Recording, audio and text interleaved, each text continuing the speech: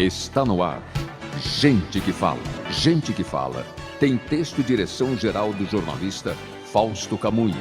Gente que fala. Reúne de segunda a sexta-feira formadores de opinião para discutir as principais notícias do dia. Gente que fala. Tem o selo de qualidade APCOM. Olá, boa tarde. O programa Gente que Fala está começando aqui pela UTV, a TV da internet e também pelas redes sociais. Imagens do Instagram, do Facebook, do nosso canal no YouTube para você acompanhar a nossa jornada de hoje. Até a 13h, curta, comente, compartilhe a transmissão do programa Gente que Fala. Eu sou o Mauro Friesman, hoje é segunda-feira, vamos iniciar mais uma semana. Vamos aqui com saúde, com empenho e com dedicação. E o nosso tema de hoje aqui para abrir esta semana, saúde mental no pós-pandemia. E para isso, eu vou apresentar aqui um time de especialistas, todos médicos, psiquiatras. Eu começo apresentando a doutora Iana Honorato, primeiramente a doutora Luciana Mancini Bari, ela é especialista em transtornos mentais e dependência química, foi coordenadora médica do Hospital Santa Mônica. Tudo bem, doutora Luciana, como vai? Tudo bom? Boa tarde, um prazer estar participando aqui com vocês hoje. Vamos lá. Também com a gente aqui para a nossa conversa, outra especialista, psiquiatra também, doutora Iana Honorato, ela é responsável pelo serviço de eletroconvulsoterapia do Hospital Santa Mônica. Tudo bem, doutora Iana? Tudo bem, boa tarde, obrigada pelo convite. Obrigado pela presença. Também com a gente, doutora Maiara de Sá Salvato, médica psiquiatra do Hospital Santa Mônica, e ela tem experiência em transtorno mental em jovens e adultos. Tudo bem, doutora Maiara? Como vai? Oi, Mauro, tudo bem? E você? É um prazer estar aqui. Em Obrigado primeira mão, né? Obrigado pela presença, doutora Maiara. E também aqui para a nossa conversa, o doutor Cláudio Duarte, ele é da Unidade de Dependência Química do Hospital Santa Mônica. Tudo bem, doutor Cláudio? Como estão as coisas? Boa tarde, tudo bem? Tudo ótimo, graças a Deus. Estamos aí, né, nessa importante missão de informar as pessoas, de trazer conhecimento, de debater as coisas. Muito agradecido pelo convite. Esse é o nosso objetivo, trazer informações aqui para a nossa audiência a respeito da saúde mental no pós-pandemia, que é um assunto muito importante. Afinal, a pandemia de Covid-19 já provocou a morte de 6.600.000 pessoas no mundo, além de inúmeras pessoas aí todos os dias, muitas ainda trancadas em casa, restringindo, uma situação que restringe a interação social, que é a parte fundamental, né, para manter a saúde mental de todo mundo, levando a uma maior ansiedade, uma solidão, um estresse. Segundo a Organização Mundial da Saúde, a pandemia desencadeou um aumento de 25% na prevalência de ansiedade e depressão em todo o mundo. Doutora Luciana, eu começo a respeito desse tema com você. Esse aumento tão grande nos casos de transtornos mentais, resultado aí do período da pandemia, era esperado isso? Claro que a pandemia é uma situação que, para a gente, é uma novidade muito grande, porque a última que houve foi há 100 anos, né? Então a gente não tem informações, enfim, de um passado mais recente a respeito de transtornos por conta desse tipo de situação. Era esperado um aumento tão grande de ansiedade, depressão e outros problemas psiquiátricos por conta da pandemia? Oi, Mauro. Então, a gente já via um aumento, né, das doenças mentais, acho que com o avanço da tecnologia, né? Então, a tecnologia cada vez mais rápida, né? As pessoas no âmbito do trabalho tendo que apresentar metas, resultados cada vez mais rápido, muitas pessoas não conseguindo acompanhar esse ritmo, né? A gente veja que as pessoas mais velhas já não estão sendo tão aproveitadas no trabalho, né? Às vezes a experiência já não significa tanto quanto uma pessoa que sabe se mover nessa era digital. Então, tudo isso trouxe mais ansiedade, mais transtornos depressivos para essas pessoas que não conseguiram acompanhar esse ritmo. E aí, com a pandemia, tudo isso exacerbou muito, né? As pessoas se viram inseguras, não conheciam esse mundo, tinham que trabalhar desde da sua casa, né? Então, era tudo novo, o ambiente de trabalho, a convivência, né? Criança, jovem, adulto, todos no mesmo ambiente, tendo que lidar com todas essas seguranças de vacina, de doente, de morte, de luto, né? E tudo isso foi muito difícil e muito grave, né? Muitas pessoas tiveram muitas dificuldades, né? E acho que aumentaram todos os transtornos, né? Quem já tinha uma predisposição a ter algum tipo de transtorno mental, seja ele ansiedade, depressão, isso apareceu, e quem já tinha um transtorno estabelecido, já fazia algum tratamento, seja ele de dependência química, de alguma doença, né? Isso se exacerbou pela dificuldade de conseguir uma consulta, dificuldade de agendamentos, esse isolamento todo, tudo isso foi muito difícil nesse período. Ansiedade e depressão são doenças da modernidade ou sempre existiu de uma maneira ou outra, mas agora é que a gente tem mais informações para entender do que se trata cada uma dessas coisas? Sempre existiu, né? Mas existe um tabu muito grande, as pessoas não falam como outras doenças, né?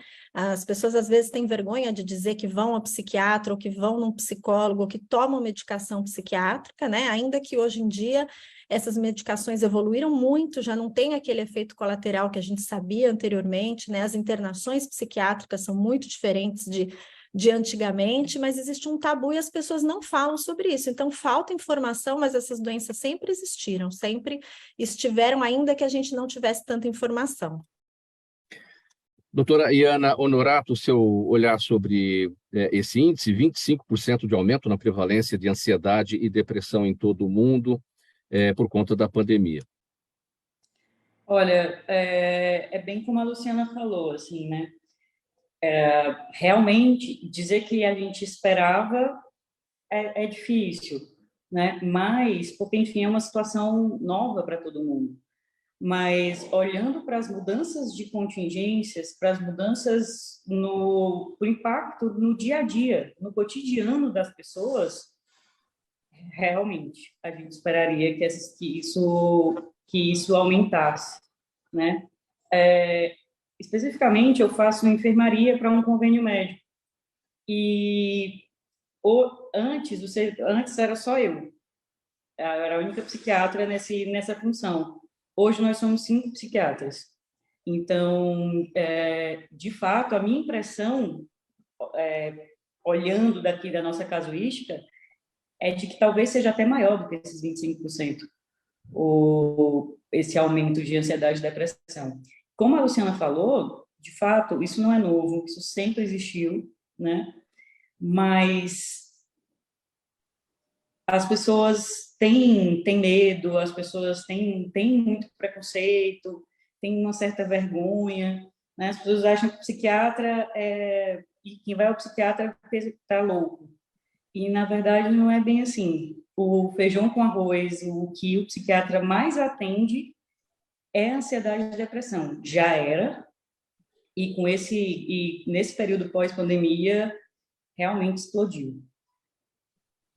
É o próprio paciente que tem que entender quando ele está precisando de uma ajuda profissional, psiquiátrica. Porque se você tem uma dor de ouvido, estou com dor no ouvido, eu vou lá no otorrino, estou com problemas para enxergar, vou lá no oftalmologista.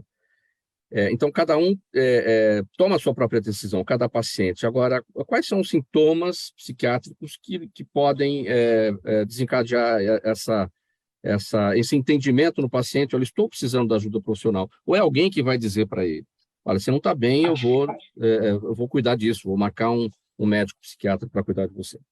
Acho que essa é a grande parte que a pandemia trouxe, gente. Ela acabou trazendo esse contato da pessoa maior com ela mesma, o contato maior do convívio familiar, o chacoalhe que as pessoas teve em função da mudança de vida, do medo de morrer, do medo do que vai acontecer, acho que fez com que as pessoas se voltassem um pouco mais para dentro.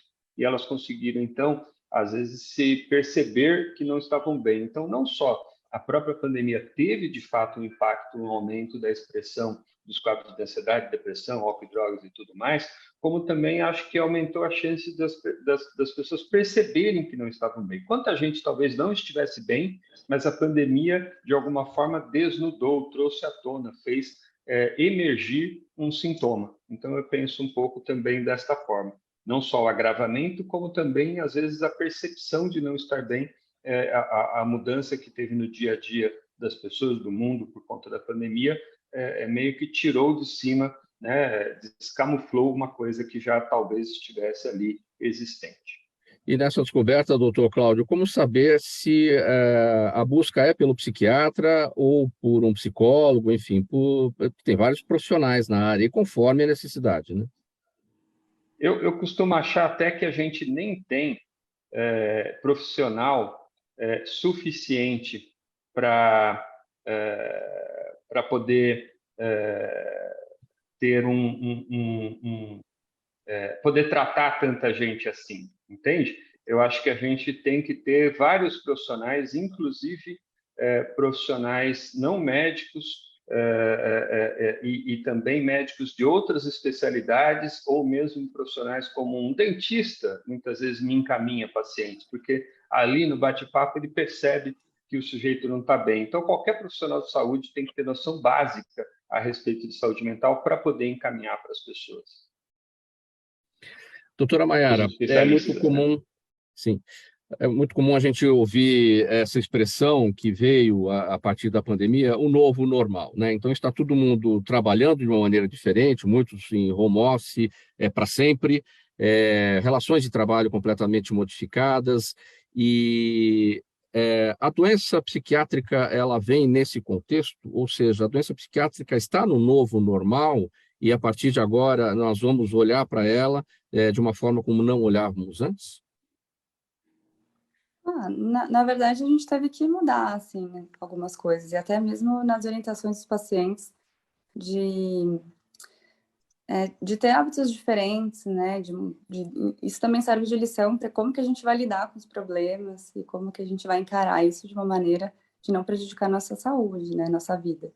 Então, a gente foi meio, na verdade, se adaptando de alguma maneira e vamos continuar incentivando, assim. Hoje diminuíram as restrições, né, que foram de lazer, porque a pandemia, assim, né, foi uma ameaça, foi o luto, foi a restrição, o isolamento, e hoje também com a questão da rede social, dessa era digital, a gente consegue ficar mais próximo das pessoas por vídeo, consegue buscar outros hobbies, buscar outras maneiras de estar lidando com isso. Então, esse novo normal, e a gente vai se adaptando, né?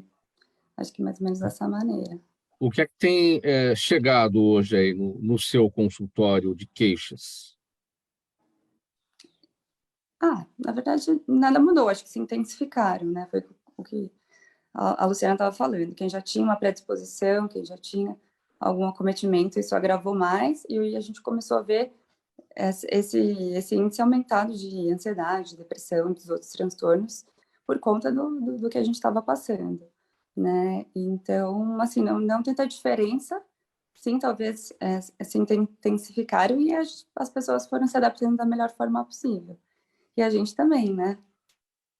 Mauro, eu acho importante, né, o que eles estão falando, inclusive porque essas mudanças todas trouxeram também para essas pessoas que já tinham algum sintoma, às vezes que banalizassem, ou que não entendessem o que aquilo significava. Então, a gente vê algumas pessoas também, por exemplo, que estão cansadas com o trabalho, né? Um cansaço que qualquer um que trabalha, né, que acorda cedo, que pega uma condução, que vai para um trabalho, que cumpre uma função, vai ter, mas fala, eu tenho burnout. Ou uma outra pessoa que perdeu alguém, eu estou depressiva, quando que aquela perda vai trazer uma tristeza, e nem sempre isso vai ser a doença, a depressão, né? Ou eu estou ansiosa, eu preciso de medicação. Não, existe uma ansiedade natural frente a todas essas mudanças, né? Por isso que é muito importante que quando a pessoa achar que tem alguma coisa, que ela procure uma avaliação médica, porque é esse profissional que vai saber se o que ele tem é um sentimento normal frente a uma mudança, ou se ele precisa ser medicado, ou se ele precisa somente fazer uma terapia e trabalhar com essas questões e com essas emoções. Então, é super importante que uma pessoa que sinta qualquer alteração no comportamento ou qualquer sentimento diferente e que não esteja contente, que aquilo esteja incomodando, que procure uma consulta, né? Como a gente faz quando a gente tem algum inconveniente, que a gente vai, não sei, no médico que está com uma dor qualquer e que ele vai falar, não, isso vai passar, ou isso você vai tomar um anti-inflamatório, né? Então, ele precisa passar por uma consulta e por uma avaliação para ter a melhor orientação, né? Um ponto que você destacou bem é a pessoa que sente uma dor e fala, bom, eu preciso ir no médico para cuidar disso, né? Exatamente. As questões relacionadas com a mente, da saúde mental, geralmente as pessoas não dão muita bola, né? Eu não sinto dor, então o que eu vou fazer no médico, né? Porque isso não traz dor, quer dizer, traz outro tipo de dor, né? É a dor sentimental, né? Mas as pessoas não costumam dar muita bola para isso, por tabus, por desconhecimento também, enfim. Então, é muito difícil esse momento, né, de conseguir fazer com que as pessoas olhem para si próprias, como destacou o Dr. Cláudio, né, que muitos estão fazendo isso, e que entendam a necessidade de procurar ajuda profissional. Isso, por isso é Sim, importante a gente estar falando aqui hoje, né, trazendo essa informação, porque às vezes a pessoa não sabe, né, o que ela pode fazer, ou às vezes tem um familiar que tem alguém na família, ou tem um amigo que está percebendo alguma alteração, e essa pessoa também pode falar, olha, vamos marcar uma consulta, ou vai, procura uma ajuda, né? Isso está sendo falado e discutido mais do que era antes, quando a gente não tinha informação. A gente com vai falar agora certeza. sobre... Pode falar, Mauro, só doutor. porque vocês tinham perguntado sobre sintomas, né, em que momento procurar, é muito comum que a porta de entrada, que o primeiro atendimento não seja na psiquiatria, seja, por exemplo, num pronto-socorro, porque dentre os sintomas, a gente pode encontrar a palpitação, a sensação de que o coração está acelerado, uma sensação de sufocamento, de falta de ar. Se a gente pensar em casos que você tem crises de pânico, uma das características é a sensação de que tem algo muito grave acontecendo com você e uma sensação de morte iminente, né? Então, é muito comum que os primeiros profissionais procurados não sejam exatamente profissionais de saúde mental. E o momento, o time de procurar, né, o que seria essa divisão entre o que é normal e o que passa a ser patológico, eu costumo falar de duas coisas principalmente: sofrimento, nível de sofrimento e prejuízo, né? A diferença entre a ansiedade patológica, né, que é a ansiedade doença, e a ansiedade que todos temos, que é importante deixar isso muito claro, assim, a ansiedade é fisiológica. A ansiedade é que faz com que você foque em uma determinada coisa que você precisa resolver, que faz com que o estudante, na semana antes da prova, diga não para alguns convites e realmente sente ali foque para estudar. É a ansiedade que faz isso com a gente. O problema é que quando ela sobe demais, no lugar de ela te colocar para frente, ela te paralisa, ela te breca, né? E a depressão também. O normal é que o nosso humor flutue ao longo do dia, ao longo dos dias, de acordo com as situações ao nosso redor. Esse é o normal. A gente pensa em uma depressão, né, em um adoecimento do humor, quando você desce mais do que o normal. Quando essa tristeza, ela te traz um nível de sofrimento muito importante e te traz prejuízos, né? Além disso, além desses sintomas que eu falei, alterações de sono, alterações de apetite, alterações de vontade, a sensação do tanto faz, sabe? De você não ter vontade de ir, de fazer coisas, redução de energia. Prostração. Isso. É uma coisa bem do, sabe? É uma coisa bem do tanto faz. O importante é cada um entender as oscilações de humor, entender se está mais alegre, se está mais triste, entender se aquilo está dentro da normalidade, se aquilo está flutuando dentro do que é o comum, e se perceber que tem algo que está além, mais acima ou mais abaixo, aí procurar o profissional.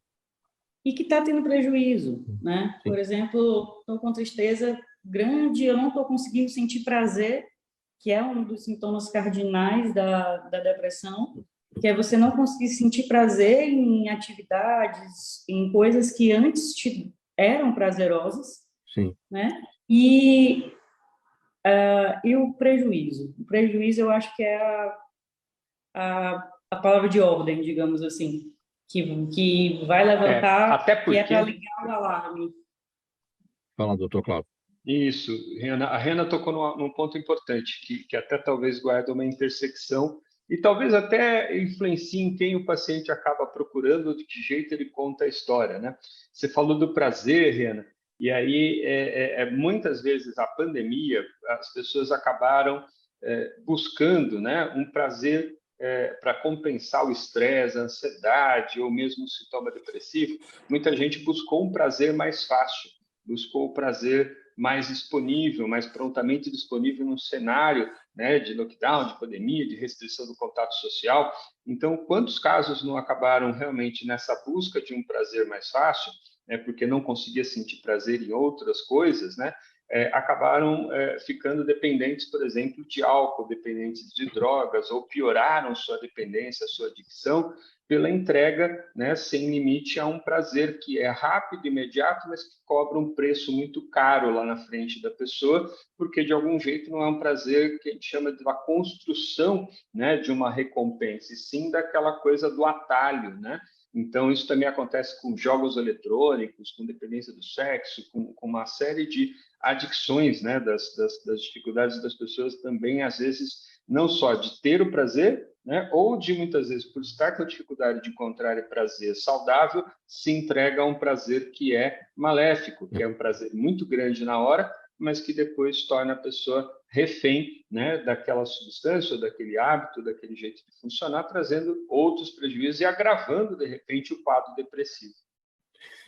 Olha, gente, estresse e ansiedade relacionados ao local de trabalho não são fenômenos novos. Muitos funcionários, muitos trabalhadores relatam que seus empregos são uma grande fonte de estresse e ansiedade que, se não forem controlados, podem chegar ao nível de um transtorno com consequências negativas para a saúde física, bem-estar mental, produtividade no local de trabalho e oportunidades de carreira.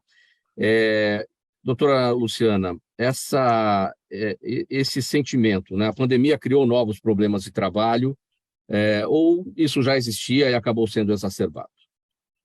Já existia e acabou sendo exacerbado, mas o importante foi que a pandemia, isso foi muito mais falado, né? Então, com isso, várias empresas começaram a ter, dentro das suas empresas, alguns programas que ajudem a aliviar o estresse, né? A gente sabe de que hoje tem ginástica laboral, que várias empresas fazem, que estimulam a fazer pequenas pausas para que essas pessoas, principalmente que trabalhem em funções mais estressantes, né, bombeiro, policial, profissionais de equipe médica, pessoa que atende o call center, que fica o dia inteiro escutando as pessoas xingando e reclamando, né?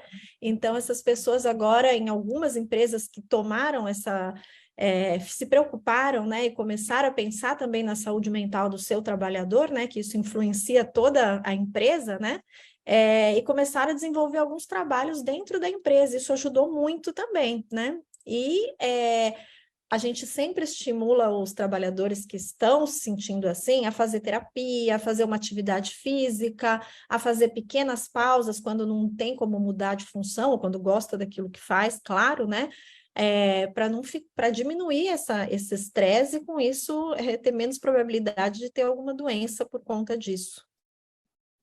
O home office ele já existia antes da pandemia e é uma nova realidade. Aí agora tem gente que vai ficar no teletrabalho para sempre. Isso traz novas fontes de estresse para as pessoas trabalhar em casa e naquela dificuldade de separar o profissional do familiar, do particular, é motivo para estresse?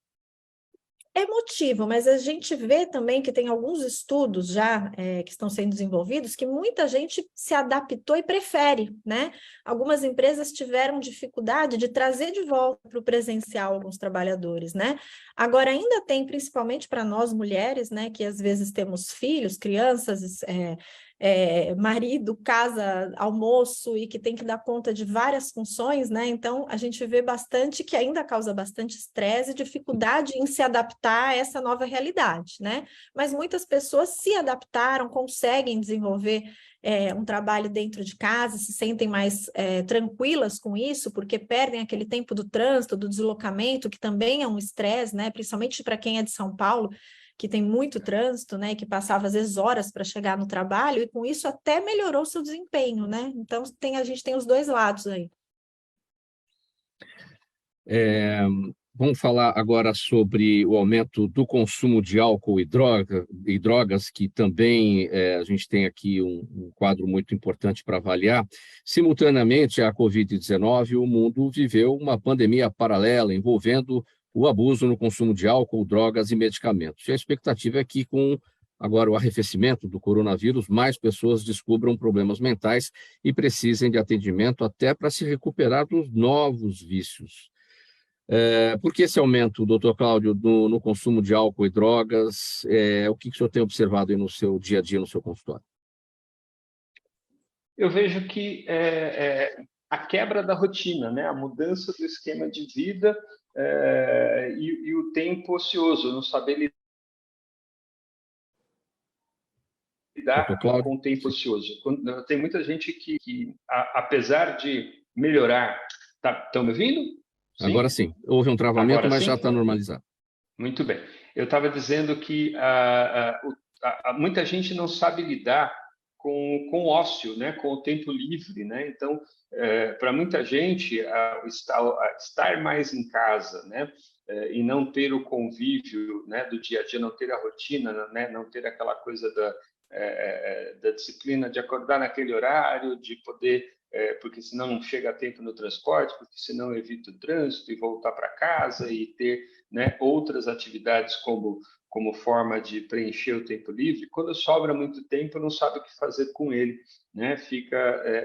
Não sabe lidar, né, com essa ansiedade do tempo livre e se entrega, né, ou acaba tendo um consumo maior, né, de álcool, ou muitas vezes já tem um consumo prévio alto, mas aumenta mais ainda porque também perde o parâmetro social, né? Se eu estou na mesa ali no happy hour e estou tomando com os amigos, outras pessoas eu vou estar me regulando um pouquinho se eu passei do ponto, se eu estou para baixo do ponto, ou se eu não posso também tomar, né, muito mais que as outras pessoas. Você tem ali algum sistema social regulatório. Se eu estou em casa, eu nem sei, perco as contas, né? Eu posso estar bebendo e não ter nem noção de que eu estou bebendo além do ponto. Não tem ninguém me observando, né? Se eu ficar muito alterado, eu vou tirar um cochilo e as pessoas da família ali não vão também, às vezes, dar muita bola para isso. Então, tem essa questão da sociabilidade, da quebra da rotina, da mudança do hábito, do dia a dia,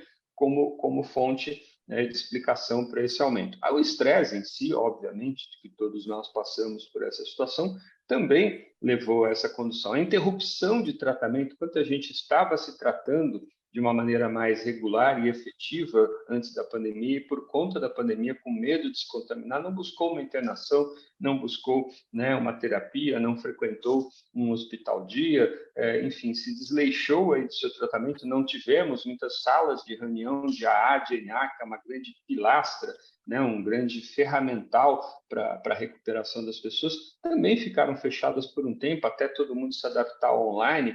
E mesmo online, sendo uma revolução no nosso jeito de se relacionar, de trabalhar, de se encontrar, ainda assim, obviamente, não é a mesma coisa, né, que uma reunião presencial, né? Então, isso traz, né, para algumas pessoas que têm uma dificuldade com a tecnologia, ou mesmo com essa sensação da interação à distância, traz um afastamento do tratamento, uma dificuldade de acesso ou de frequência ao tratamento. E nisso, tudo isso junto, misturado ao mesmo tempo, é a bomba relógio perfeita para a explosão e no aumento do número de casos de questões de álcool e drogas, eu brinco que nós, nos psiquiatras, nós não fomos uma linha de frente, a gente não estava lá na UTI, a gente não estava lá no pronto-socorro, né, porque não é a nossa expertise. Alguns de nós talvez até participaram, né, de campanha, de hospital de campanha, tal, tive colegas que largaram suas especialidades e foram ajudar nesta área. Mas a gente é o bombeiro que vai cuidar do rescaldo do incêndio, sabe aquela coisa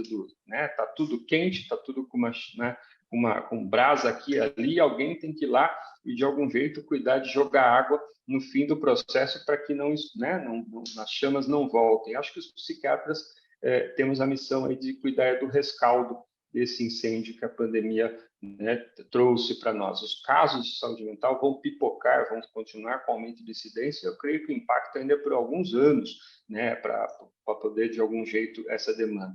O impacto que a gente vê nos adolescentes, nos jovens, é pior ainda. né? Porque realmente neles perturbou muito a capacidade de interação. Eu tenho adolescentes e adultos jovens que, ao voltar para o presencial, não conseguem abandonar a máscara, não porque estão com medo do Covid, mas porque estão com medo de interagir, de que vejam sua cara, de que vejam sua aparência. Quantos adolescentes entraram, né, com 11 anos em pandemia? Está com 15 agora, sei lá, né, 14 para 15. Quer dizer, o corpo se transformou, tudo se transformou e há essa dificuldade de reconhecimento. Eu tenho exemplos muito próximos de gente que teve até, olha, e os casos são muito variados, né? Tem, por exemplo, gente que era muito retraído socialmente, né? Antes da pandemia, tinha uma dificuldade de interação. Quando foi para o virtual, quando foi para esse tipo de reunião, aí se soltou, né? Tem um exemplo na minha casa, assim, minhas filhas. Uma filha ela ganhou uma desenvoltura enorme, né, com o uso da aula online, da interação online. Quando voltou à aula presencial, outro baque. Ela passou a falar, bom, eu sei ser alguém lá no mundo virtual. Como é que eu faço aqui no mundo real? Teve um tempo ali de adaptação a essa sociabilidade no mundo real. Então, se isso acontece no cotidiano, e mesmo quem não tem nenhum diagnóstico, imagina o impacto dessa bagunça toda, né, do modo de interagir, em quem de algum jeito tem uma vulnerabilidade, ou tem um diagnóstico, ou tem um sintoma, ou tem um quadro clínico. É muito impactante, e vai ser impactante por um bom tempo ainda. Eu quero transportar esse seu raciocínio para a doutora Maiara, esse raciocínio do doutor Cláudio, né, das crianças que, em muitos casos, não se reconheceram, né, porque o tempo passou, eram tão novinhas e, de repente, ficaram adolescentes, e aí essa dificuldade de interação e de relacionamento na escola. Mas vamos passar isso para os jovens e passar isso para os adultos. Isso também deve ter ocorrido no ambiente de trabalho, né, doutora Maiara? De repente, você chega lá no seu escritório, encontra funcionários novos que você só via por essa transmissão que a gente está fazendo aqui, né, virtualmente, e aí você também acaba tendo um baque ali. Às vezes aquela pessoa estava de máscara, você nem conhecia o rosto direito daquela pessoa, né? Então é toda uma novidade, toda uma nova situação de interação com pessoas que a gente em nenhum momento imaginou que seria dessa forma, né? É incômoda, mas de toda forma, né, é super importante o relacionamento social e presencial. Principalmente, a gente sentiu bastante, né, mas a gente percebe principalmente nos jovens e nas crianças, né. Então, esse convívio social, e até mesmo para a gente ir se percebendo, para poder ajudar ou perceber que a pessoa está precisando de alguma ajuda, a gente ter esse convívio, a gente ter esse relacionamento é super importante para o bem-estar, né? De todos Em nós. relação ao que a doutora Luciana já havia falado no trabalho, sobre a prática de muitas empresas, no sentido de promover o bem-estar a partir de atividades físicas, enfim, aqueles que ainda estão em casa também podem ter essa alternativa de relaxamento, de alguma atividade física anterior ao trabalho, posterior ao trabalho. Dá para fazer isso sozinho? Porque quando você está na empresa, em grupo, enfim, numa interação com seus colegas, acho que isso fica mais facilitado, né? Sozinho não há muita motivação, né? Quais são os caminhos para você ter disciplina para isso? Isso hoje em dia, Mauro, a gente tem também inúmeros aplicativos da era digital que auxiliam, né? A gente tem aulas online que são gratuitas, que basta você abrir lá no YouTube e fazer de casa alguns exercícios, né? Lógico, sempre presencial, isso já é uma opinião minha, né? É melhor, porque a gente tem mais detalhes, né? Tem a proximidade, tem o calor humano, você está observando, né? Sim. A pessoa. Agora, quando a gente tem que se adaptar, né? De alguma forma, existem outras possibilidades. Tem como a gente fazer online, tem como a gente fazer, às vezes até a gente vê que em algumas aulas os educadores físicos ensinam para quem está em casa, né, em home office. Então, você não tem um pezinho, mas você vai pegar 2 sacos de feijão, ele vai falando algumas coisas que você tem em casa para você ir se adaptando e fazer alguns exercícios de relaxamento, às vezes numa parede, às vezes numa cama, com o que você tiver mais próximo, né? Então, tem como a gente adaptar e fazer e não ficar prejudicado por não estar fazendo algum tipo de exercício ou de medida para melhorar. Doutora, pode falar, Maiara. Não, com certeza, dá para a gente fazer tudo adaptado em casa, a gente incentivou os pacientes a fazerem exercício, a mesmo estando em casa, a ter uma alimentação saudável, a tentar tomar um solzinho na varanda, né, e ter esses hábitos que a gente sabe que faz bem para a saúde, né, mudar os hobbies, assim, aprender a cozinhar, a costurar, a ler, né, outras atividades de prazer que possam estar sendo feitas para quem está em casa ainda. E teve bastante gente que se adaptou, então o exercício dá para ser feito, né? Hoje tem bastante aplicativo mesmo online de exercício que fazem bem os alongamentos, então a gente está sempre incentivando de alguma maneira, sendo em grupo ou sozinho, para que esses hábitos possam estar contribuindo aí para a ajuda da saúde mental e na saúde como um todo. Doutora Iana, o doutor Cláudio também pontuou aqui essa situação de que o psiquiatra, enfim, os médicos que tratam da saúde mental, não estiveram na linha de frente. Mas o que acontece nos pronto-socorros é a chegada de muita gente com sintomas relacionados com a saúde mental, e quem vai lidar, uma vez que lá no pronto-socorro não tem um profissional da saúde mental, é o clínico geral. Como é que está esse pessoal em relação a essa necessidade de fazer esse atendimento e de, posteriormente, claro, conforme o caso, fazer um encaminhamento para o profissional de saúde mental? Doutora Iana? Eu creio que a Hanna caiu. Sim, então a vamos lá. conexão Doutor dela Cláudio, caiu. Mas eu posso comentar.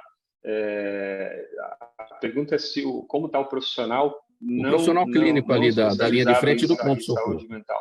Pois a gente precisa cuidar de quem cuida dos outros. Então, eu também percebo, eu acabo sendo procurado muitas vezes por muitos colegas, né, para se tratarem. A gente vê que houve, né, um impacto muito grande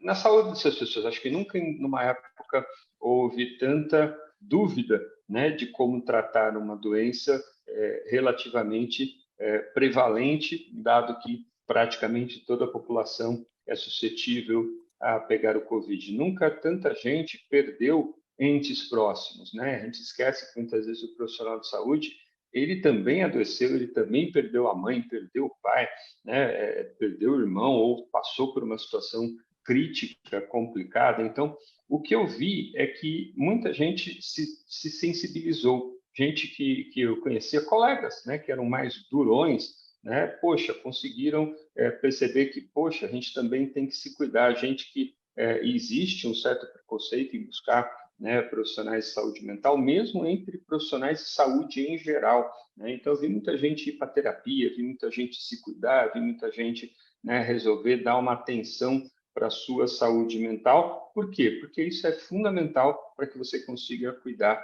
da saúde mental de alguém ou mesmo da saúde de outra pessoa. Vi também que existe nesse pessoal que ficou mais à frente da linha de frente do Covid, uma maior, ao mesmo tempo que teve pessoas que de algum jeito ficaram mais sensíveis a cuidar da saúde mental, também vi um outro caso de gente que endureceu demais, né? Que ficou, vamos dizer, menos sensível, ficou insensível para a questão, né, do sofrimento, né? Passou a agir de forma até mecânica, né? E isso muitas vezes é apontado pelo colega, né? Então, eu acho que existe um bastidor na área da saúde fundamental, que é a gente olhar um para os outros, né? Que é a gente poder, o trabalho de equipe é fundamental para isso, né? E acho que, no geral, na minha sensação, teve mais oportunidades do que problemas, teve mais avanço, né, de melhoria nesse sentido do que de regressão em alguma área, né? Então, acho que é por aí. E existe, dentro do SUS, por exemplo, só para a gente poder falar de saúde pública, então, eu trabalhei de perto na implantação, numa época, numa região, existe o chamado núcleo de apoio ao programa de saúde da família, que são especialistas que, de algum jeito, eles usam a palavra matriciamento, né? Eles, de algum jeito, eles fazem implantação de uma tecnologia transversal, né, que é do psiquiatra, que está presente na equipe de saúde da família, né, como especialista, não para tratar os doentes, mas para supervisionar, instruir, treinar, melhorar a ferramenta dessa equipe de saúde da família para lidar com saúde mental. Essa é uma tecnologia leve, que a gente chama, né, uma forma interessante e eficaz, né, de melhorar a capacidade dos profissionais não médicos em lidar com saúde mental, dado que a demanda é sempre maior do que a quantidade de especialistas existentes nessa área. Doutora Maiara, as taxas de suicídio entre os jovens seguem elevadas em comparação com o período pré-pandemia, e as razões para o aumento durante a pandemia provavelmente são multifatoriais, só que houve um aumento de casos especificamente atribuídos a problemas de saúde mental.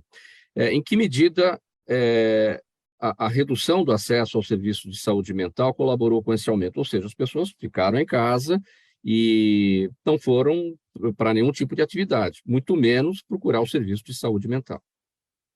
Sim. As taxas de suicídio, né, estão aumentando em todo mundo, né? Isso é uma questão de saúde pública que preocupa principalmente até jovens e adolescentes, e a maior parte das pessoas que tentam suicídio tem um acometimento, tem um transtorno mental associado, e principalmente a depressão, né? E a restrição e essa ausência do serviço de saúde, com certeza, foi um fator que piorou, assim, para quem já tinha alguma questão, né? Então, a gente associa que possa ter aumentado, mas não necessariamente na pandemia. A gente vê que está crescendo mesmo os índices. E o que importa é que a tentativa de suicídio pode ser prevenida. Então, se a gente consegue diagnosticar antes, a gente consegue tratar antes, a gente evita o agravamento, né, do problema da depressão.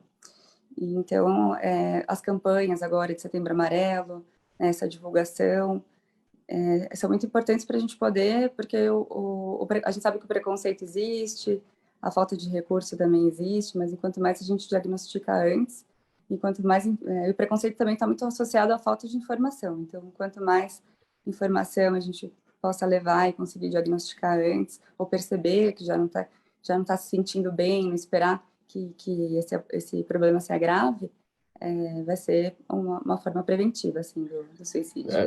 A questão da prevenção, doutora Maiara, em que medida a prevenção se torna um desafio, a prevenção ao suicídio se torna um desafio? Porque muitas vezes, quando ocorre um suicídio, aí a gente fala assim, nossa, mas como é que isso pode acontecer? A pessoa não deu um menor sinal de que poderia estar com algum problema de saúde mental, nenhuma oscilação de humor, enfim. E aí todo mundo acaba surpreso. Então, como observar, como perceber para poder justamente atuar e prevenir? Não, geralmente as pessoas dão sinais, sim, né? A gente já começa a perceber que tem a gente começa a perceber que tem um baixo rendimento na escola, que a pessoa já está mudando o comportamento. Não necessariamente ela já perceba uma depressão, uma tristeza, mas já começam com alguns comportamentos diferentes e que a pessoa já está começando um sofrimento. Então, cabe isso a gente poder buscar ajuda. E nessa questão de ter esse tabu ainda da saúde mental, desse preconceito todo, isso impede que a gente consiga já, desde antes, ir percebendo.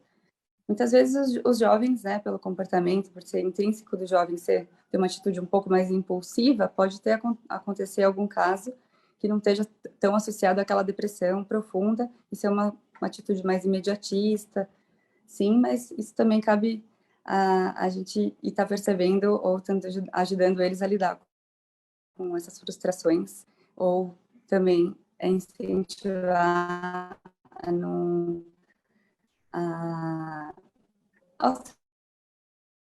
Problemas com a sua conexão, doutora Maiara? A gente está com travamento do seu áudio e da sua imagem. Pegando o gancho, Mauro, Por favor, doutora Luciana. que a Maiara estava comentando, né? É importante também a gente estar atento a alguns sinais que nem sempre são expressados como uma tentativa de suicídio, né? Então, às vezes, esse era um jovem que era ativo, que tinha amigos, que ia bem na escola e que passa a ir mal, a já não ter prazer nas atividades que tinha, ficar muito trancado no quarto, né? Ou ficar mudar o comportamento repentinamente, ficar agressivo com os pais, ou brigar, ou a gente vê que está diferente. Então, ele não está expressando, olha, minha vida está horrível, eu quero morrer, mas ele está demonstrando que alguma coisa não está certa. Então, a gente não minimizar isso, né? Ou para quando fala, existem pessoas que a gente vem a saber depois que quando falavam, olha, eu quero acabar com a minha vida, eu quero morrer, eu não quero estar aqui, e às vezes esse sentimento era banalizado pela própria família, que falava, isso é frescura, quem fala não faz, né? E não é assim, né? A gente sabe que quem fala pode fazer também, então a gente tem que prestar atenção, tem que estimular, procurar ajuda, né? Porque um profissional vai poder medicar, ou vai poder orientar, ou vai poder tratar de alguma forma, orientar uma terapia, para que essa pessoa saia desse ciclo, né? E consiga ficar bem e ter uma boa qualidade de vida. Doutora Maiara, como é que está a sua conexão? Acho que está tudo bem agora. Eu queria uma avaliação sua sobre o Setembro Amarelo, sobre as campanhas, né, para chamar atenção sobre essas questões do suicídio, até porque a gente aqui também, no nosso papel, na imprensa, o tempo fez com que a gente modificasse a nossa conduta. A gente, em determinadas situações, não podia falar de suicídio. Parecia ser isso uma forma de você incentivar quando você falasse do assunto. E é justamente o contrário hoje, né? A gente tem que falar do assunto, tem que levar informação para que todos estejam alertas, né? Então, a campanha Setembro Amarelo entra nesse aspecto. Por isso, a pergunta de como é que foi o resultado da campanha. Assim, essa campanha é muito importante, né? Muito bonito isso, e a gente poder... A mídia tem um papel muito importante, né, na divulgação de informação correta.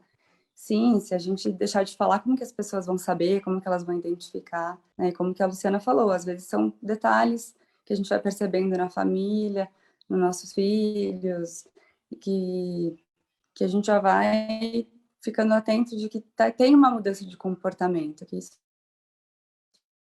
já não está legal. Problemas novamente com a sua conexão, doutora Então, Maiara. Doutor Cláudio, você dá sequência aí nessa questão do Setembro Amarelo? As informações vão ajudar a gente a tirar outra doença. Sim, só Pode seguir, doutor complementando. Cláudio, por favor. Podemos? Sim, pode seguir. Até a gente quer estabelecer aqui o sinal o Setembro Amarelo é fundamental, né?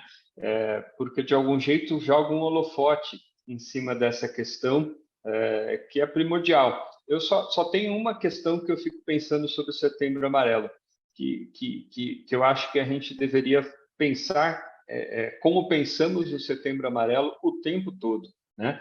O ano inteiro, né? Não é só em setembro, né, que existem, né, esse risco, né? Eu acho que treinar profissionais de saúde para identificar os sinais, né, de risco e o encaminhamento dessas questões, treinar as escolas, né, os professores, né, a perceberem a alteração de comportamento de um aluno, né, que possa estar em risco de tentativa de suicídio. Você, de algum jeito, instruir pais, né, a perceberem, ou filhos, quantas vezes, né? Às vezes a gente não percebe que na terceira idade aumenta muito o risco de suicídio pela questão de, por exemplo, solidão, de perda de papel. Então, o Setembro Amarelo deveria ser um alerta constante, né? Porque a vida é a coisa mais preciosa, né? A gente dedica a nossa profissão, né, a tentar melhorar a vida das pessoas, ou prolongar a vida das pessoas, ou que elas vivam mais saudáveis, e em especial também que elas preservem essa vida. Então, a vida já tem sérios riscos, né? Puxa, um risco alto infligido é, de fato, lamentável, né? Que a gente, algumas vezes, perca essa batalha, né? Infelizmente. Então, fundamental. Setembro Amarelo é muito importante para que ele reverbere não só durante setembro, mas, né, o tempo todo entre as pessoas leigas e os profissionais, né, para esses sinais de alerta ou de indicativo de que é necessário mais ajuda. Não sei se temos a doutora Maiara para falar o seguinte, se não tiver condições, a gente vai com a doutora Luciana, porque também não temos a doutora Iana, ela está com questões aí da conexão ruim aí também. E a doutora Iana, ela é responsável pelo serviço de eletroconvulsoterapia do Hospital Santa Mônica. Eu queria entender exatamente o que é esse procedimento, não sei se a doutora Maiara pode falar a respeito, em quais casos ele pode ser utilizado, se não, a doutora Luciana ou o doutor Cláudio podem falar. Doutora Luciana? Tá. Então, a eletroconvulsoterapia é um tratamento, né, que a gente faz com anestesia. Então, o paciente ele não sente dor, né? Ele está anestesiado. A gente tem um anestesista que acompanha todo o procedimento. Ele é rápido, o paciente não sente dor e ele auxilia muito nessa questão da depressão crônica, né? Naqueles pacientes que estão catatônicos, que a gente fala, que é com uma depressão muito grave, ou que já fizeram vários tratamentos que não tiveram uma boa resposta, né? Ele é feito no hospital, o paciente faz a sessão no hospital, mas não necessariamente ele tem que estar internado, ele pode ter uma melhora e pode vir só para realizar as sessões, né? Dependendo do caso e na gravidade desse transtorno nesse paciente, né? A gente tem várias outras medicações que tratam a depressão, mas a gente tem tido ótimos resultados naquela pessoa que não teve muito resultado com a medicação tomada por via oral ou injetável, e que com eletroconvulsoterapia reagiram muito bem. Como é que isso é definido? Quais são os critérios no diagnóstico para se definir que a eletroconvulsoterapia é um caminho? Então, ele tem que ser avaliado por um psiquiatra, né? Não existe, assim, os critérios diagnósticos, eles vão ser personalizados para aquele paciente, né? Então, normalmente, é um paciente que tem uma depressão grave, que não reagiu a outros antidepressivos, tomou um ou vários, ou associados a antipsicóticos e não teve uma boa resposta.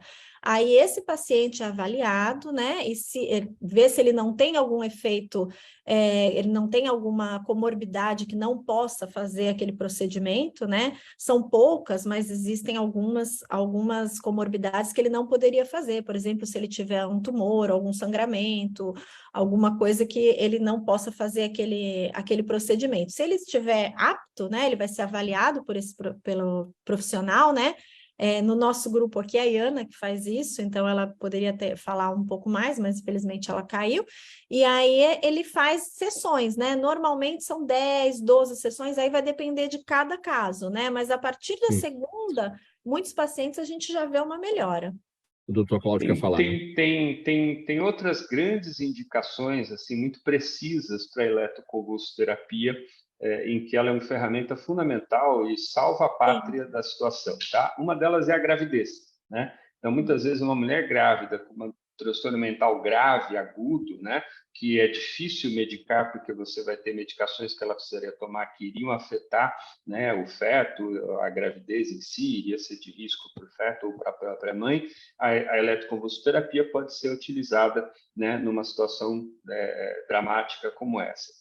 Pacientes que tenham também o que a gente chama de catatonia, né? Uma crise tão grave, depressiva ou psicótica, que ela paralisa, ela nem come, ela não, enfim, ela simplesmente vegeta, né? E aí a gente precisa de algo que dê uma resposta rápida, então é outra boa indicação para a eletroconvulsoterapia. Pacientes que tenham uma dificuldade em tomar o remédio porque tem uma complicação clínica, como, por exemplo, insuficiência hepática, insuficiência renal, que aí vai dificultar a escolha de um fármaco, ou o fármaco vai ser intolerado pela pessoa. E aí a eletroconvulsoterapia, novamente, é uma boa solução para uma terapêutica, dado a dificuldade de medicar esta pessoa. Então, tem a refratariedade, que a doutora Luciana colocou, né, a especificidade, e também quando você tem a ideação suicida, quer dizer, uma resposta, quando você quer uma resposta mais rápida.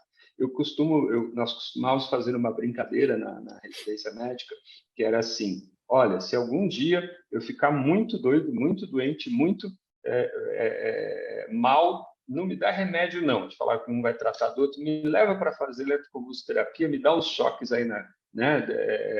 E em 12 sessões eu vou estar melhor mais rápido, né, e sem efeito colateral. Então, é uma brincadeira entre psiquiatras que ilustra um pouco, né, o papel da eletroconvulsoterapia, né, mostrando que ela é, sim, uma ferramenta interessante, indolor, baixíssimo efeito colateral, hoje em dia, um excelente tratamento, mas que ainda guarda muito estigma, infelizmente. As pessoas pensam que a ideia dá choque na cabeça.